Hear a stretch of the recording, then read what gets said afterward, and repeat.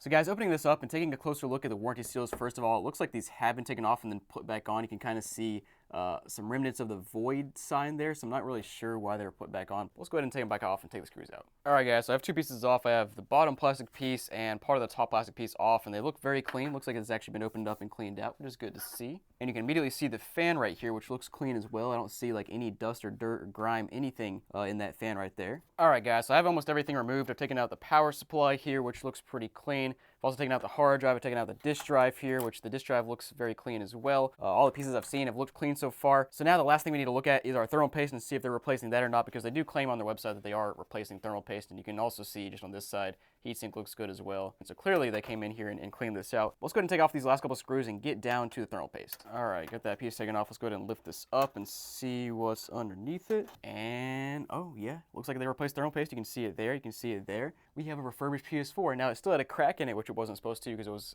good condition, not acceptable. So that's bad. But at least they did open this thing up and clean it out and replace thermal paste. Now I'd love to open up the PS3, but for obvious reasons, we're going to leave that one as is for now. Let's go ahead and move on to the 360 that I bought from them. It just came in. Let's go ahead and open it up and see what we got. So guys, a couple things about this 360. The 360 came straight to my address, whereas the PS3 and PS4 went to a different address that they, I guess, DKOldies would not know about, just in case, just to see if there's a difference. And also I ordered a black 60 gigabyte 360, which as far as I'm aware does not exist. So I'm curious what they sent me, but let's open it up and see what's inside. So 60 gig black console, we got a game. We also have I bought a 64 megabyte memory unit just because like I haven't seen one of those in ages, so I thought that'd be interesting. We also have the QC procedure down here that indicates everything has been refurbished, so we'll of course check that out as well. Let's go ahead and take this console out and see what's inside. All right, guys, so first of all, we have our Assassin's Creed game right here. Why is it wrapped?